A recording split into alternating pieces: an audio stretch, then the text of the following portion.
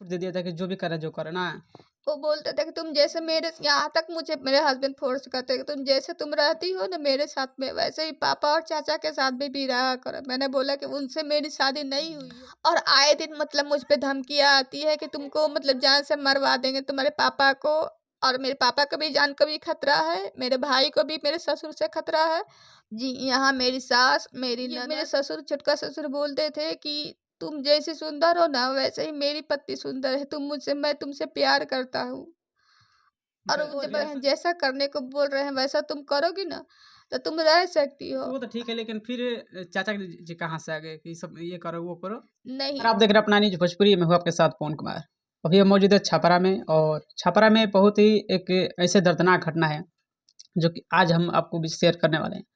और ये जो कि है, जो दहेज को लेकर है, दहेज प्रथा को लेकर है। और दहेज को लेकर अभी गुंजा जी बहुत उनके ससुराल वाले ने प्रताड़ित किए हैं। तमाम मुद्दों पर बातचीत करेंगे। सबसे पहले अपना न्यूज में आपका स्वागत है जी नमस्ते। जी। जो ये आपके साथ जो घटना हुआ जी, आपके ससुराल में, जी, कैसे क्या हुआ, घटना क्या है? मेरी शादी 26 जनवरी 2017 को मेरे हस्बैंड मनीष कुमार से हुई थी, जो कि हिंदी रीति रिवाज से हुई, और दहेज देख के भी हुई, दहेज भी दिया गया, जितना जो सब मांगे सब चीज़ किया गया। पर मेरे साथ ये लोग अलग मंसूबा से, इन लोगों ने मतलब पहले से साजिश करके इन्होंने शादी की थी कि शादी कर लेंगे और दहेज भी ले लेंगे, उसके बाद इसको घर से हम लोग निकाल देंगे, और मेरे हस्बैंड या फिर अपने पापा या चाचा के साथ उसे सबूत कर देंगे, और अपने बेटे की मैंने इसकी दूसरी शादी करवाएंगे, जिसके लिए हर तरह से नाना प्रकार से मुझे मतलब तंग किया गया। अच्छा ये बताइए कि जब आपके देखा देखी जब हुआ, आपके पिताजी क्या उस समय उनके घर वालों का जांच पड़ताल नहीं किया है? जी, सब किए थे, पर दिल्ली में पता नहीं चल पाया, क्योंकि वहाँ जहाँ मेरे हस्बैंड को बताया गया था कि मेरा हस्बैंड मनीष कुमार राम मनोहर लोहिया में जॉब करता है, और एक क्लिनिक, अपना क्लिनिक दो दोस्त मिलके खुद से चलाते हैं। और उसके बाद ये नहीं बताया कि मेरा हस्बैंड उसके बाद भी रात में, नाइट में 12 बजे के बाद किसी और काम धंधे में जाता है, जिसकी जानकारी मुझे नहीं दी गई, और ना ही जहाँ ये लोग रहते थे उसके वहाँ ले जाके मेरे पापा और भाई को से मतलब जगह के पास आसपास जांच पड़ताल कर पाए, क्योंकि उन लोगों को खुद भी नहीं पता था कि लड़का रहता कहाँ है। ये लोग, मेरे हस्बैंड कीर्ति नगर के झुग्गी में रहते थे। हम्म। जी, और जब हम दिल्ली गए तो उसके बाद, उसके पहले वो लोग वहाँ मतलब शिफ्ट हो गए। ये लोग पहले जहाँ रहते थे वहाँ मुझे नहीं रखा, बल्कि किसी और जगह रखा जहाँ से ये लोग अनजान थे, और मैं भी अनजान थी। मैं कभी दिल्ली नहीं गई थी। तो वहाँ पर ससुराल में आपके यानी कि दुर्व्यवहार लोग कर रहा था ना? जी, पहले यहाँ किया जाता था, मुबारकपुर मेरा जो ससुराल है वहाँ पे मुझसे दुर्व्यवहार किया जाता था। मुझे मतलब हर तरह से फ़ोर्स किया जाता था कि मैं कैसे भी करके घर से निकल तो जाऊँ। घर वाले कौन कर रहा था? जी, यहाँ मेरी सास, मेरी ननद करते थे, और उसके बाद दिल्ली जाने के बाद मेरे ससुर और मेरे पति और मेरे छोटका ससुर करने लगे। हम्म। जो आपकी जो पति है, आपके ससुराल या जो घर वाले उनके ननद सब कर रही थी, जी। लेकिन आपके पति क्या बोले कि क्या ऐसा होना चाहिए? जी नहीं, मेरा पति मेरे पक्ष से कभी नहीं बोला। एक लफ्ज़ भी आज तक कभी नहीं बोला कि हाँ, तुम लोग क्यों इसको इतना परेशान करते हो, चाहे मैं भी क्यों उसको परेशान करता हूँ। हम्म। नहीं, मतलब निर्दोष होते हुए मुझे हर बात कटघरे में खड़ा किया जाता था। हर दिन मतलब हर दिन मेरे लिए मतलब एक नई आज़माइश होती थी। आखिर ससुराल वाले आखिर क्यों टचर आपको कर रहे थे? ये लोग चाहते थे कि मैं उन्हें दहेज के लिए, दहेज में पैसे दूँ और भी पैसे दूँ। मेरा भाई बाइक लेके गया था। वो लोग चाहते थे कि वो भी बाइक उनको मैं मतलब पापा से कह के उनको दिलवा दूँ। हम्म। मतलब जितना चीज़ वो लोग देखते थे उस चीज़ की उनकी माँग करते थे कि हाँ, तुम, मेरे ससुर ने कहा कि तुमको मैंने इतनी बड़ी अटैची दी है, उसमें मतलब सामान भर के लाना, और अपने पापा से और भी चीज़ें माँग के लाना। मैंने बोला कि मैंने लव मैरिज नहीं किया, आप मुझसे बार-बार क्यों बोलते हैं? ये लोग शुरू से मुझे धमकी देते थे। यानी कि आपका शादी अरेंज मैरिज था? जी हाँ, मेरी शादी अरेंज मैरिज हुई थी। मेरे ससुर बोलते थे कि तुम मतलब पापा से अपने दहेज में माँगा करो, सामान लेके आया आना, ज़्यादा से ज़्यादा जितना हो सके उतना, नहीं तो नहीं लाओगी ना तो मैं शादी नहीं होने दूँगा। तो इस तरीके से नहीं होना चाहिए। और आपके पति जी क्या करते थे? मेरा पति मनीष कुमार मतलब अपने पापा और चाचा के समर्थन में रहता था। बोले जैसे अपने पापा के साथ में मेरे जो चाचा जैसा बोल रहे हैं, जैसा करने को बोल रहे हैं वैसा तुम करोगी ना, तो तुम रह सकती हो। वो तो ठीक है, लेकिन फिर चाचा जी कहाँ से आ गए कि सब ये करो, वो करो? नहीं, इनके चाचा जो शुरू से जब से मेरी शादी हुई थी तब इनके चाचा को मतलब हम पसंद आ गए थे, या उन्हीं की पसंद से मतलब मेरी शादी हुई। मेरे ये मेरे ससुर, छोटका ससुर बोलते थे कि तुम जैसी सुंदर हो ना वैसे ही मेरी पत्नी सुंदर है, मैं तुमसे प्यार करता हूँ। और वो जब रिलेशन बनना चाहते थे जी ना? हाँ, वो बोलते थे कि तुम मुझे खुश रखोगे तो तुम्हारा पति तुमसे खुश रहेगा, तुमको रखेगा, अन्यथा तुम अगर मुझसे विद्रोह करोगी तो तुम कहीं नहीं रहोगा, तुम्हारा पति तुमको छोड़ देगा। और क्या कहते थे छोटे ससुर जी? ये मुझे मतलब इनका इतना हैबिट बढ़ गया, वो मतलब आए दिन हमको धमकी देते थे कि तुम मतलब मेरे साथ चल के कीर्ति नगर झुग्गी में चल के रहा करो, कि तुम मेरे साथ रहोगे तो तुम्हारा पति तुम पे हाथ नहीं उठाएगा, तुम पे कुछ कोई उंगली नहीं उठाएगा, तुम मेरे साथ। मैंने बोला कि नहीं, मैं आपके साथ नहीं जाऊंगी। तो जबरदस्ती एक बार उन्होंने मतलब किस भी किया, जिसकी जानकारी मैंने अपने हस्बैंड को भी दी। मेरे हस्बैंड भी मतलब हँसी में भी मुझे हर बात मुझे ताने भी देते थे, कभी हँसी भी उड़ाते थे कि मेरा छोटा पापा तुमसे प्यार करता है। अच्छा, तो क्या किस भी किए, लेकिन छोटे ससुर को क्या इस तरीके से करना चाहिए? और पति कैसा है, तो वो पति एकदम छूट दे दिया था कि जो भी करे जो करे ना?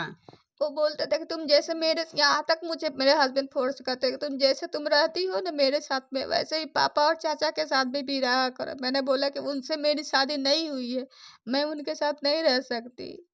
मतलब मेरे हस्बैंड से कहा कि मेरे ससुर मुझ पे हाथ भी उठवाते थे। बार-बार ही मेरे दो तीसरी बार मेरे ससुर ने भी मुझ पे हाथ उठाया, हुँ। जिसकी जानकारी मैंने महिला आयोग को दी और वहाँ कंप्लेन किया।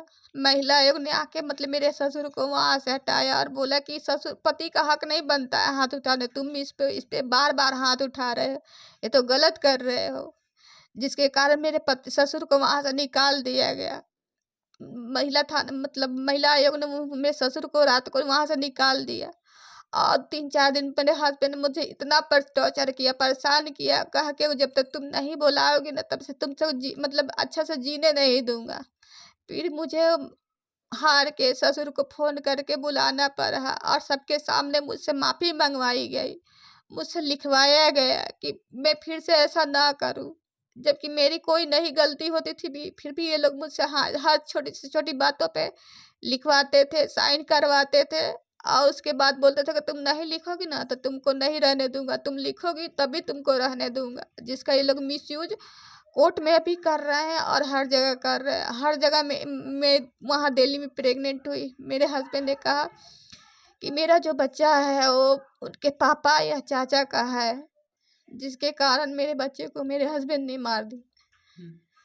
तो शादी के कितना साल हो गया किए हुए? जी 6 साल हो गए। 6 साल। जी। कितना दिन हो गए छोड़े हुए? जी 5 साल से मतलब 2018 के 8वाँ महीने के बाद से मैं यहीं से रह रही हूँ और कोर्ट में भी केस किया मैंने। मैंने हर तरह से उन्हें समझाने की भी कोशिश की। हर यहाँ तक ले उनके चाचा की करतूतें भी उन्हें बताई, रिकॉर्ड करके भी सुनाई, पर वो मुझे ही गलत बोलते थे। हर बार मुझ पे गंदे-गंदे आरोप लगाते थे। मेरा नाम किसी-किसी लोगों के साथ जोड़ते थे। ऐसा क्या ज़रूरत पड़ा कि मीडिया के सामने आई, और क्या माने कि और आगे करना चाहती है? जी, अभी 26 तारीख को मेरे छुटका ससुर जिसका नाम है आनंद सोनी, उन्होंने मतलब मुझे फ़ोन किया मेरे पापा के मोबाइल पे हुँ। और धमकी दी, में मुझे गंदी-गंदी गालियाँ दी, मेरे भाई को जान से मारने की भी धमकी दी। यहाँ तक उन्होंने बात करने के बहाने बुला के मेरे भाई पे जानलेवा हमला पहले भी कर चुका है मेरा छुटका ससुर, जिसकी जानकारी मैंने थाने में भी दी थी। उसपे कोई एक्शन नहीं लिया गया। हुँ, हुँ। और आए दिन मतलब मुझ पे धमकियाँ आती है कि तुमको मतलब जान से मरवा देंगे, तुम्हारे पापा को, और मेरे पापा को भी जान को भी खतरा है, मेरे भाई को भी मेरे ससुर से खतरा है और मुझे भी। कहीं ऐसा नहीं लगता है कि पैसों का ज़्यादा उस सबके पास घमंड है ज़्यादा? घमंड तो है, अहंकार बहुत ज़्यादा हो चुका है। मतलब ना पाने का एक होता है ना, हुँ, हम नहीं मिल पाए, इसलिए उनका अहंकार मेरे छुटका ससुर को बहुत बढ़ गया है कि कुछ भी हो जाए इसको नहीं रहने दूँगा। हुँ। और फिर अब रखना क्या उनको पति मानना चाहती है अभी? अभी तो वो पति है ही ना। अभी कोर्ट ने मतलब मेरे हस्बैंड मेरा और मेरे हस्बैंड का कोई डाइवोर्स नहीं हुआ है। और मेरे हस्बैंड ने दूसरी शादी कर लिया और गुवाहाटी में रह रहा है, गुवाहाटी के किसी हॉस्पिटल में जॉब कर रहा है। कहीं तलाक वाला का मैटर तो ये सब? नहीं, कोई डाइवोर्स का मतलब केस हुआ तो उसने ही किया था, जिसका मतलब कोर्ट ने मतलब कैंसिल कर दिया, डाइवोर्स केस कैंसिल कर दिया। चलिए, और क्या कहना चाहेंगी जो भी कि आपके साथ क्या होना चाहिए और क्या मांग करेंगे आप? हम यही चाहेंगे कि बहू पे बहुत लोग ये लोग अत्याचार करते, बहुत गंदी गंदी हरकतें करते थे, बहुत बहू को किस करते थे, बहू से बोलते थे मेरे ससुर जिसका नाम राजकुमार है, बोलता है मेरे ये खा लो, मेरे वो खा लो। हम अपने हस्बैंड को ही बताए पर मेरे हस्बैंड ने कुछ नहीं बोले। यहाँ तक मेरे हस्बैंड के सामने मेरा ससुर बोलता था कि मेरे साथ ये कर लो, मेरा ये खा लो। मेरे हस्बैंड ने कभी मेरा साथ नहीं दिया और आज भी मेरा साथ नहीं देता है। यहाँ तक उसने अपने बच्चे होने वाले बच्चे तक को भी जान से मार दिया और उल्टा मुझ पे झूठे आरोप लगाता है। उसकी बहन निशा जिसका नाम है, वो आए दिन मुझ पे मेरे फ़ोन पे मैसेज करके गंदी गंदी गालियाँ देती है, गंदे गंदे कमेंट्स करती है कि वो बच्चा मेरे भाई का नहीं था। तो मैंने उससे बोला कि अपने भाई से पूछो कि किसका खून है। वो बोलती है कि तुम्हारा जो बच्चा था उसका गंदा खून है। मैंने बोला कि यही लफ्ज़ अपने भाई के सामने बोले कि किसका गंदा खून है, और एक बार नहीं 1000 बार उस बच्चे को गंदा ही बोले और अपने भाई के सामने बोले कि हाँ, सही में वो किसका खून था, किसका नहीं।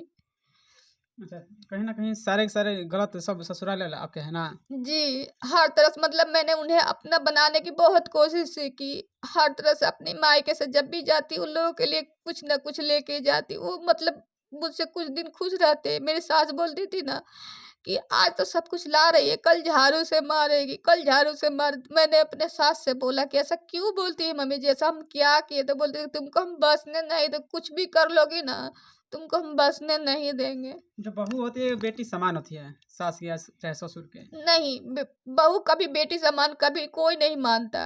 वो बहू को बहू ही रहने दीजिए, उसको बेटी बनाने की जरूरत ही नहीं है। बस उसको एक इंसान ही समझ लो तो वही बड़ी काफी बात है। बहू पे इतने गंदे झूठे इल्जाम लगाए जाते हैं, बहू को हर तरह से प्रताड़ित किया जाता है। पर हर कोई बहू को ही गलत कहता है, लेकिन बहू पे क्या बीती वो बहू ही जानती है। हर दिन उसे हर एक दिन ये सोच के जीती है कि आज का दिन कम से कम अच्छा से बीत जाए, कल अच्छा से बीत जाए। पर उसी में उस पे सास भी हाथ उठाती है, ननद भी उल्टे नीचे सवाल करती है, गंदे इल्जाम लगाती है, पति भी आए दिन उस पे हाथ उठाता है। फिर भी वो बर्दाश्त करके ये सोच के चलती है कि आज नहीं तो कल तो ठीक हो जाएगा। कल कभी नहीं आता है। क्या आप चाहते हैं कि और भी जो बहू है ससुराल में, तो क्या उनके साथ ऐसा होना चाहिए कि नहीं जी होना? बिल्कुल नहीं, ऐसे ससुर किसी को ना मिले। मैं ऐसा नहीं चाहूंगी। हम्म। अच्छा, अपने पति के बारे में क्या कहना चाहते नहीं, हैं? ऐसे पति भी किसी को ना मिले। अगर पति किसी का भी सही होगा ना, पति मान होता है और हर हिंदुस्तानी नारी नारी का यही होता है कि पति उसका गुमान होता है। पति के भरोसे ही वो मतलब ससुराल में जाती है, और पति अच्छा हो ना तो हर तरह से मतलब बहू को मतलब सम्मान भी मिलता है। और पति गंदा हो ना, और पति का नेचर गंदा हो ना, तो बहू को हर आए दिन उस पे मतलब जुल्म होते हैं, गंदे इल्जाम भी लगाए जाते पति के द्वारा भी, जिसका कोई मतलब साथ नहीं देता। तो अभी वैसे पति के साथ रहना चाहती है आप? अब मेरी शादी हुई है तो अपने पति के साथ ना रहेंगे, किसके साथ अभी रहे? ये सब घटना हो गया, फिर उसके ससुर के पास छोटे ससुर के नहीं, पास ऐसा नहीं, होगा तो? नहीं। हम अब चाहेंगे हम अपने पति के साथ रहें। हम ससुर के साथ रहना नहीं चाहेंगे। ऐसे ससुर ससुर से मतलब हम दूर से ही मतलब अब हाथ जोड़ते, हम थक गए हैं, ये कोर्ट कचहरी से भी थक गए हैं, हर तरह से हम थक चुके हैं। आए दिन मुझ पे भी झूठे इल्जाम लगाए जाते हैं, मेरे बच्चे तक को भी गंदा गंदा बोला जाता है। और मैं यही चाहूँ कि किसी को भी बोलना है कि जितना गंदा बोलना, मेरे हस्बैंड से पूछना चाहिए कि ठीक है सही है, बताओ किसका गंदा खून था। तो चलिए खैर वीडियो को लंबा ना करते हुए एंड करते हैं यहीं पर। और आप लोग पर इनके जो बयान जो आप सुने देखे, तो आप लोग बताइए कि क्या ऐसा होना चाहिए कि नहीं होना चाहिए। आप जरूर एक थोड़ा सा कमेंट कर दीजिएगा। अगर यूट्यूब पर देख रहे सब्सक्राइब कीजिएगा, फेसबुक पेज पर देख रहे हैं तो फॉलो कीजिएगा। मिलते हैं नेक्स्ट वीडियो के साथ, तब तक लिए धन्यवाद।